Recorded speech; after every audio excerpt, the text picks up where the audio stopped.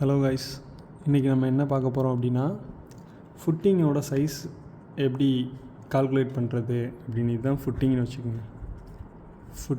Footing அப்படின்னா இப்போ ஒரு பில்டிங்கில் ஃபஸ்ட்டு குழி தோண்டி ஃபுட்டிங்கும் காலம் தான் வைப்பாங்க. அதுதான் ஃபுட்டிங்கிறத தட்டின்னு சொல்லுவாங்க.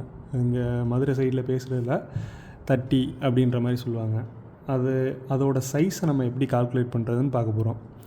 இப்போ கொத்தனார்லாம் என்ன பண்ணுவாங்கன்னா, ஆக்சுவலாக அவங்க வேலை பார்த்ததில் ஏற்கனவே என்னென்ன இன்ஜினியர் என்ன சைஸ் கொடுத்தாங்களோ அதை வச்சு ஃபாலோ பண்ணிக்கிட்டு அப்படியே அவங்க வாட்டுக்கு இந்த சின்ன சைஸாப்பா காலம் ஒரு 3.5 3.5 சைஸை போடுங்க, 4க்கு 4 போடுங்க அப்படின்னு அவங்களுக்கு தெரிஞ்ச அனுபவத்தில் இருக்கிறத போடுவாங்க.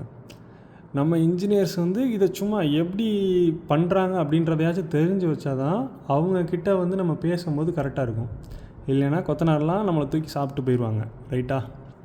அதனால் பேசிக்காக எப்படி பண்ணலாம் அப்படின்றத தெரிஞ்சுக்கங்க. நம்ம படித்ததுலேயே இருக்கும், ஆனால் இது இப்போ உங்களுக்கு புதுசாக இருக்க மாதிரி இருக்கும். போக போக கற்றுக்குருவீங்க. இப்போ பார்த்தீங்கன்னா இது ஃபுட்டிங்கு ஒரு குழி தோண்டுவோமா, ஒரு 6 அடி தோண்டுறோன்னு வைங்க. இது 6 அடி நம்ம தோண்டுவோம். ஓகேவா? இது தர மட்டம். இதில் 6 அடி தோண்டி நம்ம ஃபுட்டிங் போட்டு இது ஸ்ட்ரைட்டாக பில்லர் போகும்.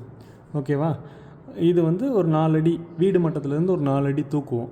அது பேஸ்மெண்ட்டுன்னு சொல்லுவோம். பேஸ்மெண்ட் கிராவல் ஃபில் பண்ணி போடுவோம். அதுக்கப்புறம் ஒரு 7 அடியில் லிண்டல் போடுவோம். ஜன்னல் வர்றதுக்காக லிண்டல் போடுவோம். அதுக்கப்புறம் சென்ட்ரிங் போடுவோம் 10 அடி மட்டத்தில். அதுக்கு மேலே கைப்பிடி பேரப்பெட் வால். ஓகேவா? இதுதான் நார்மல் ரெசிடென்ஷியல் பில்டிங்கோட இது. இப்போ நம்ம ஃபுட்டிங்கோட சைஸ் என்ன அப்படின்னு நம்ம தெரிஞ்சுக்கிறணும் அப்படின்னா, அது ஃபுட்டிங்க்கு வர்ற லோடு எவ்வளோ அப்படின்றத தெரிஞ்சால் தான் அதை வச்சு நம்ம ஃபுட்டிங்கோட சைஸ் கண்டுபிடிக்க முடியும். இப்போ ஃபுட்டிங்க்கு லோடு என்னென்ன லோடெல்லாம் வருது அப்படின்னு பார்த்தீங்கன்னா, நான் ஆல்ரெடி எழுதி வச்சுருக்கேன் உங்களுக்கு. ஃபுட்டிங்க்கு என்னென்ன லோடு வரும் அப்படின்னு பார்த்தீங்கன்னா, ஃபுட்டிங் ஃபஸ்ட்டு இது காலம் தான் பில்டிங்கோட எல்லா லோடையும் ஃபுட்டிங் கொண்டு வருது. ஸோ ஃபஸ்ட்டு ஃபுட்டிங்க்கு வர லோடு காலத்தில் என்னென்ன லோடு ஆக்ட் ஆகும் அப்படின்னு பார்த்தீங்கன்னா, சென்ட்ரிங்கில் பீம் இருக்கும் தெரியுமா, பீம் போடுவோம்ல, அந்த பீம் காலத்துக்கு ஆக்ட் ஆகும். ஸோ காலம் லோடு என்னன்னு தெரிஞ்சுக்கணும் அப்படின்னா, பீம் என்னன்றதை பீமுக்கு வர லோடு என்னன்றதை கண்டுபிடிக்கணும். பீம் லோடு கண்டுபிடிக்கணும் அப்படின்னா, பீம் என்ன லோடு எடுக்குது அப்படின்னா, ஸ்லாபு சென்ட்ரிங்கோட லோடு ஃபுல்லாக பீமுக்கு போய் பீம்லேருந்து காலத்துக்கு வரும். ஓகேவா? அப்போ ஸ்லாபில் வர லோடு என்னென்னு கண்டுபிடிக்கணும். அது போக அதில் வர்ற பார்ட்டிஷன்ஸ் வால்ஸ் எல்லாம் இருக்கும் பார்த்தீங்களா, ஃபஸ்ட் ஃப்ளோரில் கிரவுண்ட் ஃப்ளோரில் வால்ஸ் எல்லாம் இருக்குல்ல, அதோட லோடு என்னன்றதை தெரிஞ்சுக்கணும். இப்போ ஸ்லாபோட லோடு என்ன அப்படின்றத தெரிஞ்சுக்கணும் அப்படின்னா, ஸ்லாபுக்கு வர்ற லோடு என்ன அப்படின்றத தெரிஞ்சுக்கணும். ஸ்லாபில் என்னென்ன லோடு ஆக்ட் ஆகும் பார்த்தீங்கன்னா, டெட் லோடு, லைவ் லோடு அப்படின்னு 2 ஆக்ட் ஆகும். டெட் லோடு அப்படின்னா அந்த காங்கிரீட்டோட வெயிட்டு என்ன, அப்புறம் அந்த காங்கிரீட்டு மேலே இருக்க வால் அப்படின்றது, அதாவது அசையாத லோடு எல்லாமே டெட் லோடுன்னு சொல்லுவாங்க. காங்கிரீட்டு, செவரு, டைல்ஸு, பிளாஸ்டரிங்கு, பூச்சு, இந்த இதெல்லாமே டெட் லோடு. அதெல்லாம் எவ்வளோ லோடுன்றது பார்க்கணும். லைவ் லோடு அப்படின்னா அதில் என்ன லோடு உட்காரும், அதாவது நகர்ற லோடு அப்படின்னு பார்த்தோம்னா, நமக்கு ஆக்சுவலாக பெரிய பெரிய பில்டிங்க்கெலாம் wind load, earthquake load, earthquake வர்ற இடம்னா அந்த எர்த்வாக்கு என்ன ஃப்ரீக்வன்சியில் வருது அதெல்லாம் எடுப்பாங்க.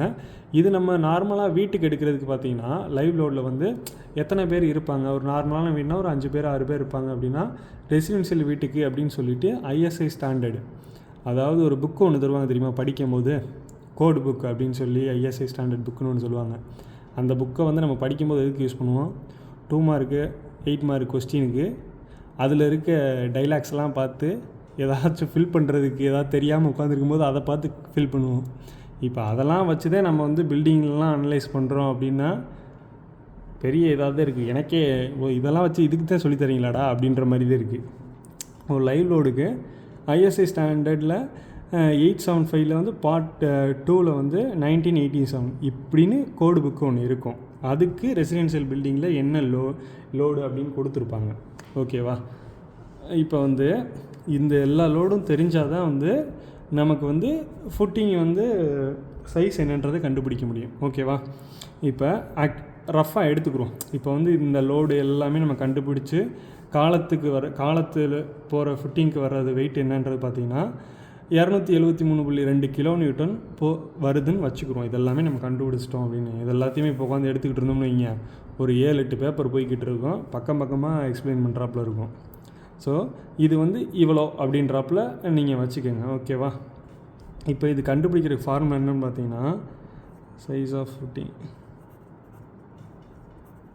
ஈக்குவல் டு டோட்டல்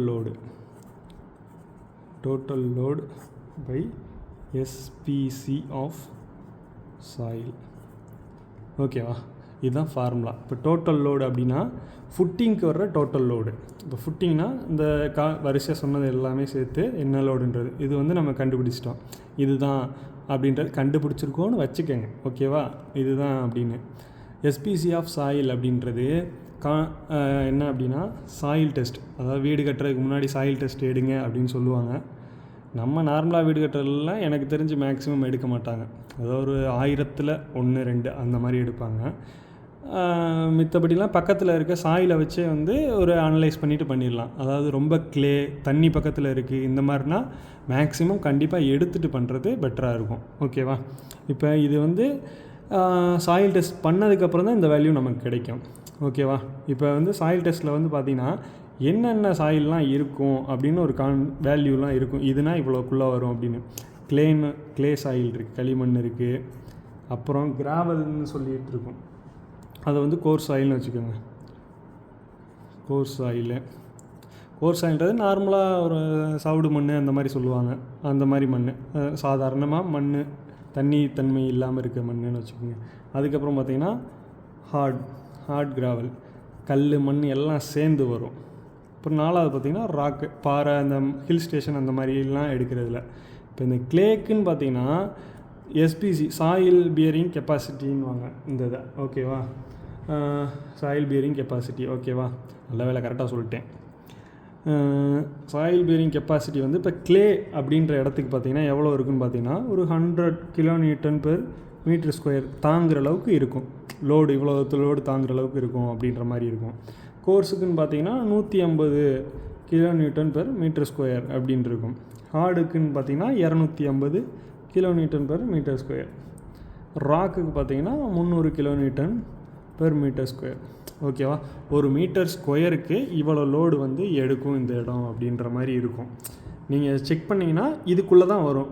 இப்போ வந்து நம்ம வந்து மதுரை இந்த மாதிரி சைடில் இருக்கும் அப்படின்னா இந்த ரெண்டுக்கும் நடுவில் தான் வரும்.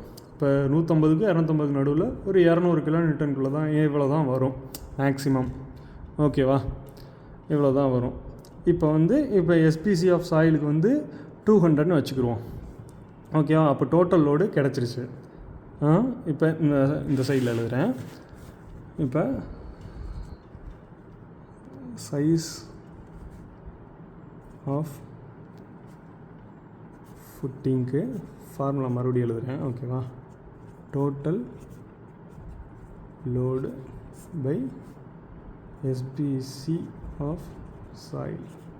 ஓகேவா? டோட்டல் லோடு கண்டுபிடிச்சிருக்கோன்னு வச்சுக்கோங்கன்னு சொன்னேன்னா 273.2 kN லோடு ஆக்ட் ஆகுதுன்னு வைங்க. எஸ்பிசி ஆஃப் சாயிலுக்கு நார்மலாக இப்போ தண்ணி இல்லாத இடத்துல நார்மலாக என்ன கிடைக்கும் அப்படின்னு பார்த்தா சொன்னேன்ல, கோர்ஸ்லேருந்து ஹார்ட் கிராவலுக்குள்ளே கிடைக்கும்னு ஒரு 200 அப்படின்றது வந்து இது வந்து சாயில் டெஸ்ட் பண்ணி கண்டுபிடிக்கிறது. ஓகேவா? சாயில் டெஸ்ட் பண்ணி அவங்க கொடுக்குற வேல்யூ தான் இங்கே போடணும். ஓகேவா? 200ன்னு வச்சுக்கோங்க. 200ன்னு போட்டிங்கன்னா உங்களுக்கு என்ன கிடைக்கும் அப்படின்னு பார்த்தீங்கன்னா ஒரு 1.36 m² கிடைக்கும். ஓகேவா? இதுதான் வந்து சைஸ். இது வந்து வர்றது வந்து பார்த்திங்கன்னா இப்போ உங்களுக்கு மீட்டர்² வருதா. நம்ம இங்கே பார்த்திங்கன்னா வந்து ஃபுல்லாகவே வந்து அடி யூஸ் பண்ணுவோம். மீட்டர்² வருது. இது வந்து 2 சைடோட இதுவும் கொடுத்துருக்காங்க. ஏரியா மாதிரி வந்திருக்கும் உங்களுக்கு. ஓகேவா? வந்திருக்க ஆன்சர் வந்து ஏரியாவில் வரும். அதை வந்து நம்ம லென்த்துக்கும் பிரெத்துக்கும் எடுக்கணும் அப்படின்னு நினச்சோம்னா எல்லும் பிரெத்தும் ஒரே மாதிரி தான் வரும். வர்றது ஆன்சரை வந்து ரூட்டில் எடுக்கணும். ஓகேவா? ரூட்டில் எடுத்திங்கன்னா அது வந்து உங்களுக்கு என்ன லென்த்துன்றது கொடுத்துரும். ஓகேவா? இப்போ வர்ற ஆன்சர் வந்து இந்த ஆன்சர் ரூட்டு ஏன் போடுறோன்னு கேட்டிங்கன்னா வர்ற ஆன்சர் வந்து உங்களுக்கு ஏரியாவில் வரும். ஓகேவா? ஏரியாவில் வரும். அதை வந்து நம்ம லென்த்துக்கு எடுக்கிறதுனால ரூட் போடுறோம். இப்போ இப்போ ரூட்டுன்னு போட்டு 1.65 கால்குலேட்டர் நீங்கள் போட்டிங்கன்னா வர்ற ஆன்சர் வந்து 1.16 மீட்டர் அப்படின்னு வரும். ஓகேவா? இது வந்து உங்களுக்கு மீட்டரில் வரும். இது வந்து லென்த் ஈக்குவல் டு பிரெத். அப்போ அந்த ஃபுட்டிங்கோட லென்த் வந்து 1.16 மீட்டர், பிரெத்தும் 1.16 மீட்டர். ஓகேவா? இது ஃபுட்டிங்னு வைங்க. இந்த ஃபுட்டிங்கோட சைஸ் வந்து பார்த்தீங்கன்னா, ஐயோ பறந்துக்கிட்டு இருக்கு. ஃபுட்டிங்கோட சைஸ் பார்த்தீங்கன்னா 1.16 மீட்டருக்கு, இது வந்து 1.16 மீட்டர். ஓகேவா? இந்த 1.16 மீட்டர்ன்றது மீட்டரில் வரும். நம்ம வந்து இங்கே அடி யூஸ் பண்ணுவோம். அடியில் மாற்றணும் அப்படின்னா இப்போ மீட்டரை வந்து 1.16 இன்ட்டு 3.28ஆல் மல்டிப்ளை பண்ணிங்கன்னா அது ஃபீட்டில் கிடச்சிரும். ஓகேவா? ஃபீட் அப்படின்னு பார்த்தீங்கன்னா இதுக்கு வர்றது 3.8 ஃபீட். ஓகேவா? 3.8 ஃபீட் வருதா? 3.8 ஃபீட். 3.8 ஃபீட்டுன்னு வர்றதை வந்து நீங்கள் வந்து டைரெக்டாக வந்து ஃபுட்டிங்கோட லென்த் வந்து 3.25 எடுத்துக்கலாம், ஆர் 4 ஃபீட்டுன்னு எடுத்துக்கலாம். ஓகேவா? பிரெத்தும் சேம் தான். ஓகேவா? இப்போ ஃபுட்டிங்கோட சைஸ் வந்து ஃபுட்டிங்கோட சைஸ் கண்டுபிடிச்சாச்சு. 4 அடிக்கு 4 அடி. ஓகேவா? இப்படி தான் வந்து ஆக்சுவலாக சைஸ் நம்ம என்னன்றது கண்டுபிடிக்கணும். ஆக்சுவலாக இது ஒரு ஃபுட்டிங். இது நடுவில் சென்டரில் வந்து காலம் இருக்கும். ஓகேவா? இப்படி தான் வந்து நம்ம ஃபுட்டிங்கோட சைஸை வந்து என்னன்றது கண்டுபிடிக்கணும். ஆனால் ஆக்சுவலாக அதை நம்ம பண்ணாமல் போடு ஒரு 3.5க்கு 3.5 சைஸை போடு, 4க்கு 4 சைஸை போடு அப்படின்ற மாதிரி கொத்தனார் நார்மலாக அந்த இது ஃபீல்டில் இருக்கவங்களாம் பண்ணிட்டு போயிடுறாங்க. அப்படி இது வந்து சாதாரண வீட்டுக்கு ஓகே, பட்டு கொஞ்சம் பெரிய பில்டிங்னு எடுக்கும்போது இதெல்லாம் சரி வராது. ஓகேவா? கொஞ்சம் புரிஞ்சுக்கிட்டு நம்ம அதை பண்ணோம்னா பெட்டராக இருக்கும்.